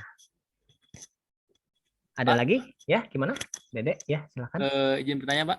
Boleh. Kalau misalkan kita punya aplikasi apa di Play Store gitu, Pak. Ketika ada updatean gitu, Pak, wajib mencantumkan ini nggak, Pak? Apa? Spesifikasi update-nya, Pak, atau tidak, Pak? Ah, sebetulnya enggak ya. Kalau dilihat itu cuman kayak deskripsi aja kan ya. Deskripsi ini apa aja yang diupdate, tapi belum tentu juga itu yang diupdate kan ya.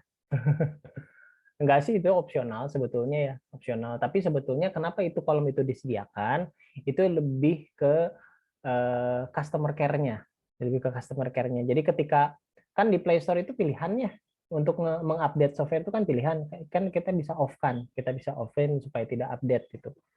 Nah, biasanya deskripsi itu bisa membantu seorang customer itu untuk mengupdate si aplikasinya apabila itu menjadi concern gitu ya, dia jadi pikiran dia gitu. Jadi kolom itu disediakan untuk sebagai keterangan gitu. Kira-kira nih software update-nya apa aja, ada penambahannya apa aja, begitu. Seperti itu. Tujuannya ke sana sih. Tapi kalaupun nggak diisi ya sebetulnya impact-nya kemana? Ke si pengguna software-nya. Ini update tapi kok nggak ada keterangan apa yang diupdate, kan pasti mikir kan gitu ya. Ini apa sih yang diupdate gitu kan? Nah, pasti ada pertanyaan dari si ininya gitu, si customer-nya mau diupdate atau enggak gitu. Itu juga kalau yang ngeh gitu, kalau yang ngeh si customer-nya kritis. Nah, si update-nya di off-in gitu. Bisa aja seperti itu. Tapi kalau yang konsumennya yang si Play Store-nya auto update, ya kayaknya dibaca juga enggak ya. Seperti itu. Ya. Iya, Pak, takutnya di update-nya ada update-an yang membahayakan gitu, Pak. Sebetulnya sih kalau saya perhatikan memang harus hati-hati ya kalau download yang free gitu, karena sebetulnya ada sisipannya, bukan sisipan apa-apa, sisipan iklan gitu ya, atau sisipan permission untuk mengakses storage. Nah, itu yang harus hati-hati. Ini karena kalau storage kita ya berarti ya semua foto atau apapun, dokumen atau apa yang ada di storage itu bisa diakses gitu. Kalau kita ngasih permission gitu. Kalau saya amannya ketika ada yang seperti itu, ketika dibutuhkan aja diaktifkan, di allow. Begitu udah selesai dibutuhin matiin lagi gitu supaya dia nggak ngakses sembarangan seperti itu. Ya itu salah satu dari ini kita lah, salah satu dari aware-nya kita supaya menjaga data privacy kita ya. Jadi nggak allow terus-terusan. Ketika butuh aja di allow, diaktifkan, tapi ketika nggak butuh matiin lagi si permission-nya gitu supaya tetap terlindungi begitu. Tapi Pak, apa ada tipsnya nggak Pak itu Pak? Tipsnya gimana maksudnya? Ya apa kayak misalnya kita udah tahu nih, oh ini apa kayaknya kurang apa, ada bakal kayak ada yang kayak tadi apa permission kayak gitu. Terus kayak bahaya-bahayanya gitu, kita ada biasanya ciri-cirinya apa gitu? Biasanya apa ya, softwarenya itu bukan bahaya kan gini. Sekarang kan lagi rame AI ini ya, AI ya, artificial intelligence. Nah, si artificial intelligence itu dibangun atas dasar data gitu, atas dasar data atau big data atau data yang sangat besar, masif gitu. Sehingga untuk mengumpulkan data itu diperlukan cara-cara ya, salah satunya dengan itu, dengan cara software gitu. Mereka bisa mengumpulkan data dengan menyebar software gratis dan bisa mendapatkan informasi yang fungsinya nanti ujungnya dia bakal bikin software yang berdasarkan data tersebut. Nah, ciri-cirinya apa? Ciri-cirinya kita lihat aja softwarenya. Ini softwarenya buat apa? Kok minta akses minta akses storage gitu ya? Kalau misalnya ini softwarenya hanya untuk istilahnya apa namanya, tidak ada hubungannya dengan storage, buat apa kita kasih storage gitu. Itu yang perlu kritisnya di situ. Jadi ketika ada notifikasi menanyakan butuh ini allow kamera, allow storage, terus allow apa lagi ya, kontak ya. Nah, kita perlu tanya dulu ini software buat apa gitu. Kalau ini softwarenya sepertinya tidak perlulah yang namanya kontak, ngapain saya kasih gitu. Ya udah matiin gitu ya. Nah, berarti kan nggak dikasih. Nah, tergantung jadi softwarenya dulu yang kita download apa gitu. Kalau misalnya memang software seperti pemrosesan data ya, seperti kayak untuk ngebaca dokumen Word, ya otomatis dia butuh storage. Yaitu kalau misalnya di Office yang akan bisa ngebaca gitu kan. Tapi ternyata si software itu butuh kamera. Buat apa kamera gitu kan? Ya. Nah, itu yang perlu tanda tanya. Ya kita offin aja, nggak usah dikasih. Jadi lebih ke kritisnya kita ketika membaca ininya apa permissionnya. Si software itu minta permission apa. Terus tapi softwarenya ini buat apa? Jadi harus analisa kita harus jeli, harus kritis. Nggak langsung install, low aja udah pengen cepet selesai. Padahal nggak dibaca dulu. Nggak taunya semua kontak keambil gitu, semua storage keambil. Nah itu yang berbahaya. Jadi harus dibaca lah. Tipsnya sih itu. Jadi harus teliti aja gitu. Kayak aplikasi yang Peduli Lindungi gitu ya. Itu yang lagi rame ya. Dia nggak mau gitu. Dia itu harus apa? Harus always allow ya. Allow location. Ya. Allow location. Kalau semua baru dia mau apa, mau dibuka gitu, mau bisa akses. Kalau iya, kita kalau pas digunain doang ya, iya, dia masih nggak mau. Betul. Apa? Makanya di uninstall. Iya, sebetulnya kalau seperti software Peduli Lindungi itu karena memang sebuah pemetaan. Tujuannya kemana? Ke sana, ke pemetaan. Jadi kita tuh kemana aja jalannya ketahuan. Oh, habis dari BIP nih ketahuan ada barcode-nya di sana. Kalau misalnya di BIP ada yang kena COVID, kita yang pertama kali dicari gitu. Tujuannya ke sana sebetulnya. Jadi si location itu maksudnya ke sana untuk melacak kita tuh kemana aja gitu. Nah, ya memang untuk sebagian orang nyaman-nyaman aja, tapi untuk sebagian orang juga ngapain sih kepo banget gitu kita kemana aja harus lapor gitu ya. Ya mungkin ya gitu, di uninstall aja. Nanti udah giliran kita butuh nih, misalnya mau ke Bandung ke mana, ya udah install gitu, udah selesai matiin lagi gitu. Paling gitu ya solusinya.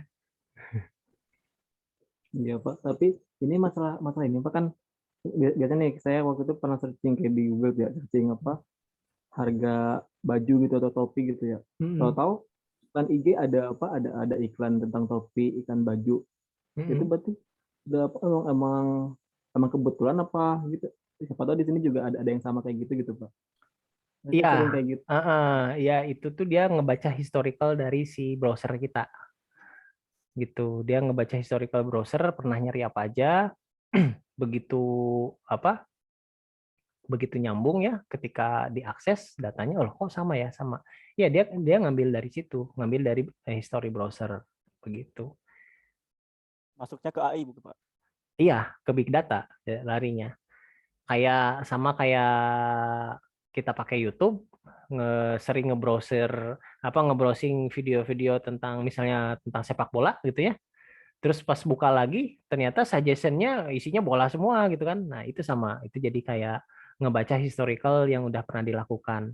Nah, itu pun juga terjadi di handphone. Jadi dibaca historical kita pernah searching apa di Google, terus tiba-tiba ketika buka aplikasi yang lain ya dia melihat suggestion yang ada yang pernah kita cari di browser. Iya ya, karena dia mengakses si browser tersebut. Ya karena kita kasih permission untuk si storage-nya. Nah, storage-nya kan itu bisa mengakses aplikasi juga gitu. Makanya dia bisa baca gitu, seperti itu. Pak, izin bertanya terakhir dari saya, Pak. Silakan, Saiful. Apa itu ransomware? Kok jahat banget sih, Pak? Soalnya kemarin data saya nggak ketolong sama sekali. Dan apa benar kalau misalkan ada software antivirus dan katanya software tersebut juga dia yang menciptakan virus gitu. Soalnya kemarin saya kena ransomware benar-benar habis semua, Pak. Habis ya, nggak bisa di recover. Waduh, itu ya, bisa berita duka itu. Jadi gini, yang namanya virus ya itu cikal bakalnya dari virus sih, dari virus itu cikal bakalnya. Jadi dulu itu kan virus itu dibuat untuk memproteksi data. Awalnya dari situ sebetulnya. Tapi kesini jadi iseng gitu. Jadi bisa nih ngerjain orang gitu ya. Nah, bisa ngerjain orang. Akhirnya ke sana karena pada dasarnya manusia itu ada dua sifat ya, sifat baik dan sifat buruk gitu. Di mana ada orang yang bersifat baik ya pasti ada di satu belahan dunia manapun yang bersifat sangat-sangat jahat gitu ya. Ya contohnya ya seperti itu, ransomware.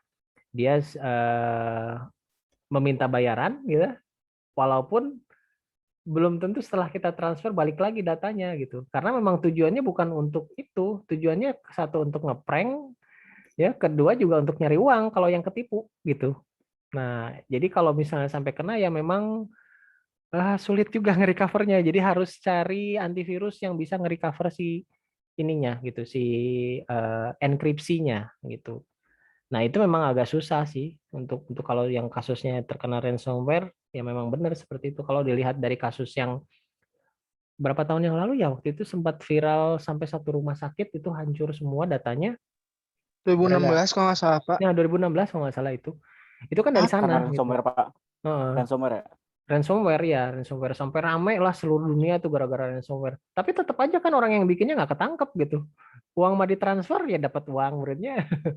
Tapi udah nggak si datanya tetap ini gitu, tetap nggak balik lagi gitu. Dan akhirnya ujung-ujungnya yang menyelesaikan siapa? Ya ahli kripto. Bukan cryptocurrency ya, kripto apa sih namanya? Kriptografi. Nah, ahli kriptografi yang menyelesaikan. Jadi bikin semacam antivirus untuk mengembalikan si proses acaknya gitu. Seperti itu. Begitu. Kemarin tuh saya dimintain $500 Pak kalau nggak salah. Ya, dan dibayar, jangan. Belum tentu gitu, belum ada jaminan. Ya udahlah. Lumayan $500, 5 juta lebih itu. Enggak, itu enggak mungkin, belum tentu karena kalau ngelihat dari kasus itu juga waktu yang 2016 itu tetap aja enggak ini. Dan Interpol bergerak juga ya tetap aja nggak bisa gitu karena itu cuma ngelempar software gitu, ngelempar software yang merusak lah. Ini kasusnya sama ketika zaman saya dulu kuliah. Cara kerjanya itu seperti apa sih? Cara kerjanya dia nge-enkripsi. Kalau yang itu ransomware itu dia mengenkripsi. Jadi ada satu software dia mengakses perintah bahasa mesin ya, perintah bahasa mesin untuk ngacak si datanya. Ketika datanya diacak, otomatis nggak bisa dibaca, gitu, nggak bisa dibaca secara oleh software yang lain gitu. Nah, untuk ngembalikinnya kita harus tahu algoritma dia mengacaknya pakai apa. Kalau kita bisa tahu algoritmanya, berarti kita bisa ngebenerin, kita bisa balik kayak bisa reverse engineering lah istilahnya, reverse engineering supaya bisa kembalikan lagi ke proses acaknya. Contohnya apa ya yang gampang tuh, contohnya kayak enkripsi itu kayak inilah WinRAR ya, WinRAR itu kan dikompres ya, filenya dikompres, tapi itu sebetulnya diacak, dihilangkan ke bagian-bagian kosong memori, jadi dia bisa lebih kecil gitu. Tapi posisinya diacak, nggak bisa dibaca kan gitu, karena si datanya disusun oleh si kode-kode yang ada di si WinRAR. Nah, begitu kita mau ambil data tersebut, berarti si data tersebut di-encode lagi berdasarkan informasi yang ada di WinRAR tersebut. Nah, di reverse engineering lagi bisa dibaca, makanya jadi si WinRAR itu. Nah, proses kerjanya kayak gitu si ransomware. Jadi dia ngirim softwarenya dia ngacak semua aplikasi berbentuk Word atau Excel gitu. Diacak tuh, di-encrypt.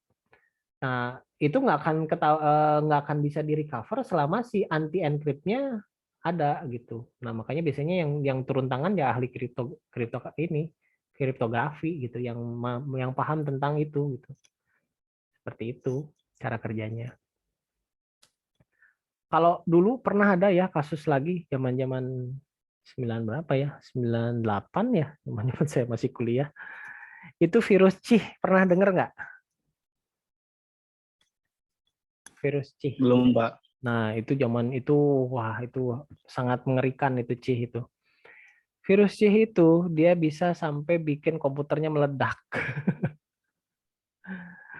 Jadi si si virus C-nya itu ternyata dia pakai perintah assembler untuk setting listrik. Begitu ada yang kena virus itu, dia langsung nyerang CMOS-nya, CMOS si BIOS-nya, dan akhirnya overpower dan angus akhirnya.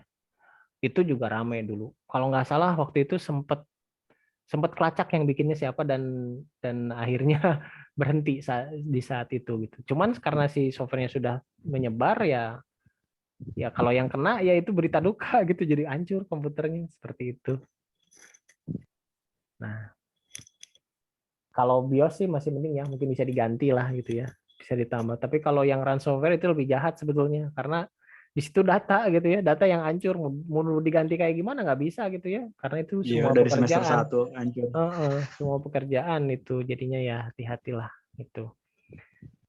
Nah, saran saya sih pakai antivirus aja, pakai antivirusnya, tapi jangan antivirus yang gimana ya, double Yang free antivirus. Bukan, yang free juga bagus sih, tapi jangan yang gimana ya, jangan double antivirusnya, jangan double. Misalnya udah pakai Smadaf terus pakai lagi Avira terus pakai AVG, wah itu jadi lemot komputer, nggak bisa pakai kan gitu. Nah, pengalaman jadi misal Tapi Windows misalkan kayak Defender gitu nggak lebih bisa gitu, cukup. Pak. Iya, kalau sekarang sebetulnya makanya saya malas install antivirus. Terus terang saya nggak pakai antivirus. Maksudnya antivirus yang diinstal ya, kayak McAfee atau segala macam. Karena sebetulnya Windows sendiri udah peka dengan kejadian seperti itu kejadian ransomware dan lain-lain. Cuman kuncinya memang harus diupdate, harus Windows update. Gitu. Kuncinya harus Windows update ya, otomatis Windows-nya harus original begitu. Kita beli yang original. Murah kok di Tokopedia juga 30.000 ya, masa nggak bisa gitu ya. Itu original tapi sama 30.000 Pak. Itu bajakan Pak, sama aja. Original itu, ada beberapa yang ori, ada yang enggak gitu. Tahu nggak? Aku lihat yang original katanya 250. Itu kayak download Pak. Itu yang harga segitu download Pak. Iya, tapi license-nya itu sama aja bajakan gitu. Kalau yang ori dan Bapak kalau lebih yang ori tahu. nggak segitu. Iya benar, memang ada yang kayak gitu, makanya harus hati-hati juga gitu ya, harus hati-hati juga gitu. Tapi ada juga yang bagus, karena biasanya bisnis kayak gitu dia beli gelondongan biasanya. Kalau yang bener mah beli gelondongan kayak OM gitu, Pak. OEM gitu. OEM gitu, jadi nggak pakai box. Tapi dia belinya gelondongan, corporate gitu. Belinya berapa K ke Microsoft, terus sama dia dijual kayak gitu. Ya sebetulnya mah dibilang legal dan ilegal ya. Ilegal, sama-sama ilegal sebenarnya. Iya, sama-sama ilegal. Dihitung-hitung. Tapi resmi dia dapatnya gitu. Nah itu resmi. Sama tercatat kan di internet gitu. Di Microsoft-nya kan di approve gitu. Kalau misalnya dia nggak di approve, berarti kan dia nggak resmi gitu ya, nggak resmi, bukan ori gitu. Nah, proses dia mendapatkan orinya itu yang kita nggak tahu. Nah, kalau analisa saya, dia beli gelondongan. Jadi ada satu penadah gitu ya, bukan penadah, pembeli gitu ya. Pembeli dengan beli key yang sangat banyak gitu ya. Nah, kan kalau misalnya belinya banyak, murah ya. Di Microsoft kan jadi murah gitu larinya. Nah, itu sama dia dijual ecer gitu. Yang logikanya kayak gitu. Biasanya Indonesia tuh penuh dengan kreativitas kayak gitu. Gitu ya, analisanya seperti itu. Tapi harus hati-hati juga kalau ini kalau terlalu murah juga kita harus tanda tanya gitu, ini bener nggak gitu ya. Kadang-kadang harus waspada juga gitu. Paling gitu. Oke. Tapi antivirus tersebut emang benar-benar worth, Pak, kayak Smadip gitu sama Apis, Pas. Emang benar-benar bisa menghilangkan virus gitu. Katanya kan Windows Defender aja udah cukup kan gitu. Kalau saya nggak ada pengalaman dengan Smadaf dan Avira ya. Saya sendiri pengalamannya di Windows Defender udah cukup sih. Windows Defender udah cukup ngebantu ya. Yang penting dia diupdate gitu. Dia diupdate secara berkala. Kalau diupdate secara berkala udah cukup. Jadi ya kalau dibilang apa benar atau enggak ya nggak tahu juga gitu. Belum ada buktinya gitu ya. Belum ada buktinya. Cuman logikanya. Kalau misalkan Pak, kalau misalkan si Windows-nya bajakan, Windows Defender tuh percuma dong kalau begitu. Gini sih, kalau kalau kita lihat ya, kalau saya lihat ya, perhatikan dia Windows gitu, ya bajakan atau enggak gitu. Dia tuh sekarang ngejual key-nya kan, ngejual key-nya. Beda dengan dulu Windows yang dulu itu dia si key-nya itu eksklusif, jadi mahal banget gitu. Kalau sekarang bisa lebih murah, jauh lebih murah lah gitu, karena ada jalur apa namanya tuh ya, retail kalau nggak salah, jalur retailnya gitu. Nah itu yang jauh lebih murah. Logikanya kalau dia sudah terkoneksi dengan Microsoft dan dia bisa software update dengan sempurna, dan si logo yang apa statusnya dia sudah bukan ini lagi gitu ya, bukan lagi license-nya kan ada tuh, ketika kita ngelihat license, kita masukin license, kalau dia cocok masuk dan kebaca sama Windows-nya, ketika kita nggak pakai yang Windows update-nya ya nggak masalah, bisa. Cukup worth it kok. Cukup worth it untuk bisa menangani si virus tersebut. Pak, gitu. Ya. izin tanya Pak. Ya, silakan. Itu kan ada ya kayak kejadian Windows key-nya itu expired gitu, itu kenapa itu Pak? Itu udah kejual. Biasanya udah kejual. Yang Tuh. saya kejadian. Iya, jadi minta lagi aja ke si penjualnya begitu. Karena gini, kalau pengalaman saya ya, saya ketika beli yang seperti itu, saya terus terang beli juga gitu yang kayak gitu, dan saya manfaatkan juga. Tapi saya hati-hatinya kenapa ketika itu si source-nya di-download langsung dari software Microsoft gitu. Jadi gitu, source-nya di-download langsung. Nih si penjualnya ngasih link download langsung ke software Microsoft, silahkan gitu. Saya download lah si software aslinya ke Microsoft. Begitu diinstal kan dia minta key. Nah si key itu yang kita bayar. Begitu key-nya masuk udah aman karena source-nya kan dari Microsoft, bukan dari dia. Nah, itu gitu. Pak, misalnya kalau kejadian yang kayak pakai KMS Pico terus itunya expired gitu, kenapa itu Pak? Kalau kan expired ada yang gimana? Kan ada aja gitu Pak yang aktivasi Windows-nya pakai KMS Pico gitu, kayak ya pihak ketiga gitu Pak. Terus Enggak, kan itu bukan pihak Windows-nya ketiga. expired gitu. Itu ilegal kayak gitu kan Itu Pak? mah ilegal, Maksudnya, itu jelas ilegal itu. Karena Pico mah ilegal. Karena key itu nggak akan expire. Ya. Kalau yang ori itu nggak akan expire biasanya. Gitu. Kalau expire berarti itu bajakan, hati-hati. Jadi ngasih dapat source-nya hati-hati, jangan dari si yang penjualnya gitu ya. Jadi kita ngambil yang dari downloadan langsung dari Microsoft.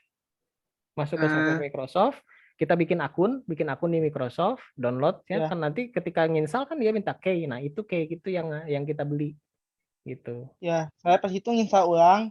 Pas ada berapa bulan gitu Pak. Nginstal ulang itu ya ada 3 atau 4 bulan expired. Iya, berarti itu mah bajakan gitu. Itu bajakan udah pasti. Kalau yang saya dari tahun berapa saya nginstal ya? 2018 sampai sekarang aman, nggak ada ini. Nggak ada ya sih yang dulu sebelum diinstal ulang dari tahun 2016 sampai 2019 2020 gitu Pak, aman, nggak expired. Iya. Pas sekarang jadi expire ya? Ya, habis diinstal ulang sih. Habis diinstal ulang. Oh iya, berarti masalahnya pas udah diinstal ulang. Itu. Iya. Tapi sebetulnya kalau yang ori itu mau diinstal ulang berapa kali pun nggak akan expire. Gitu. Asal terkoneksi dengan akun Microsoft-nya. Kan jadi ketika kita mau download source-nya Microsoft, itu kan kita bikin akun dulu di Microsoft. Nah, ketika bikin akun di Microsoft, begitu selesai kita, kalau yang ori nih ya, ciri-ciri yang ori gitu. Ketika setelah kita nginstal, terus kan nanti ada pop-up lagi di Windows-nya untuk kita login pakai akun Microsoft. Begitu kita login pakai akun Microsoft, nah udah tuh masuk sebagai akun Microsoft si komputer kita. Terus kita pakai browser buka lagi si akun Microsoft, itu komputer kita kebaca. Komputer kita dengan serial sekian, hard disk-nya sekian, nah itu kebaca. Nah, ini kelihatan itu Windows-nya ori gitu. Oke, makasih Pak. Begitu. Sip.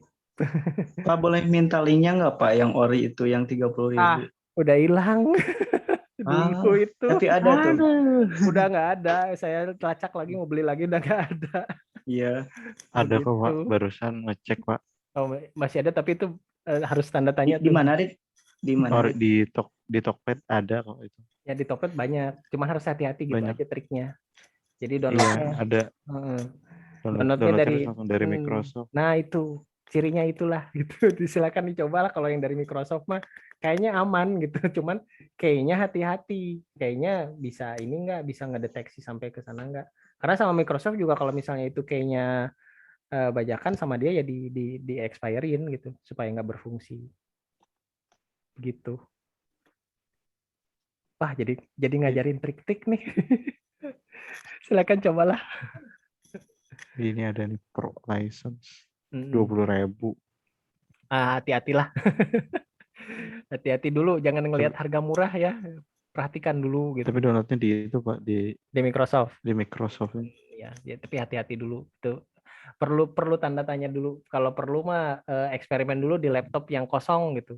Terus bikin akun, berhasil nggak gitu. Kalau berhasil oke, ori. Tapi kalau nggak ya udah hapus gitu. Emang aslinya berapa sih Pak itu Pak pasarannya gitu? Soalnya yang saya lihat tuh misalkan di toko software tuh sekitar 250.000 gitu. Iya, udah murah sekarang itu segitu. Emang pasarannya 250.000 gitu? Skor sudah segitu. Kalau dulu mah mahal banget. Satunya itu bisa 1 juta 2 juta gitu kan. Oh, Kalau mahal sekarang, banget ya? oh iya, Windows itu ketika Windows zaman Windows XP masih dengar atau Windows Di pabrik saya masih pakai XP. Nah itu Windows XP itu berapa ya 1,5 juta kalau nggak 700.000 waktu itu pernah saya mau beli. Saya mikir-mikir lagi, aduh 700.000 buat apa gitu kan ya, zamannya mahasiswa lah gitu kan ya, enggak lah gitu bajakan aja gitu. Nah tapi udah kerja udah mikir wah nggak bisa nih bajakan terus, akhirnya ya cari cara untuk cari yang lisensi gitu, cari yang aman lah begitu. Kalau dulu mahal, kalau sekarang udah murah, udah terjangkau lah gitu, udah terjangkau gitu, udah terjangkau dibandingkan yang dulu. Tapi mungkin paket-paketnya ya tergantung paketnya ya gitu, tergantung paket apa kalau yang enterprise mah masih mahal kalau nggak salah. Tapi kalau kayak proses home edition atau kayak profesional agak lebih mahal sedikit. Kalau yang home itu cukup lah. Ya kalau untuk standar mahasiswa home mah cukup lah, nggak harus yang bikin aplikasi yang banyak ya, seperti itu. Emang bedanya apa sih Pak? Kok ada kayak home, profesional kayak gitu? Ya, profesional, pro, home sama yang corporate itu jelas dari fungsi, saya nggak tahu secara detailnya apa, yang jelas ada fungsi-fungsi untuk mengakses cloud gitu ya, cloudnya Microsoft, terus ada fungsi-fungsi yang lain yang sebetulnya digunakan di sebuah perusahaan besar corporate. Nah biasanya kalau perusahaan besar itu dia kan aplikasinya banyak gitu ya, lebih stabil dan si komputernya kuat biasanya. Komputernya bukan komputer yang biasa gitu, komputer build up, memorinya kuat, prosesornya kuat. Nah, otomatis si fungsi softwarenya juga ditambah gitu. Nah, efeknya kita pakai corporate tapi pakai komputer rumahan, ya pasti lemot gitu. Pasti lemot karena kemampuan khusus untuk kemampuan perusahaan besar, tapi kita yang gunakan untuk home, ya udah mending aja beli yang home edition. Yang home edition memang untuk rumahan gitu, jadi pasti dia settingan memori, settingan untuk mengakses prosesor itu disesuaikan dengan ini disesuaikan dengan yang ada ya, seperti itu. Begitu. Oke, ada lagi yang mau ditanyakan?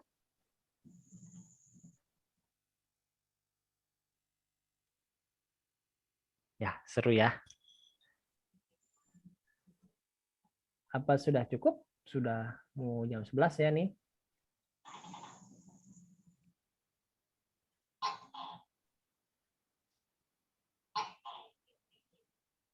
Kita lihat dulu siapa yang. Ya, oke. Kalau tidak ada lagi yang bertanya, mungkin kita cukupkan dulu ya pertemuan saya kali ini. Kita foto-foto dulu ya, screenshot dulu biasa untuk data perkuliahan malam ini. Oke, sebentar ya, saya ambil dulu softwarenya.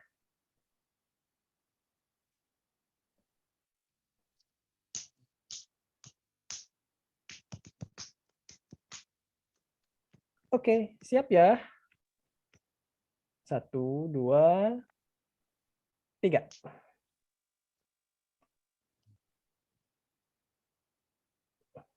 Iya, oke. Tunggu sebentar, saya save dulu.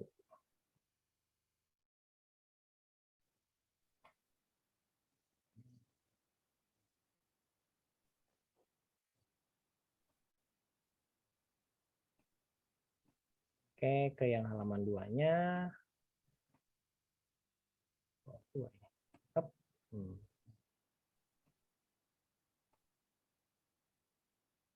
Iya, oke. Siap ya. 1, 2, 3.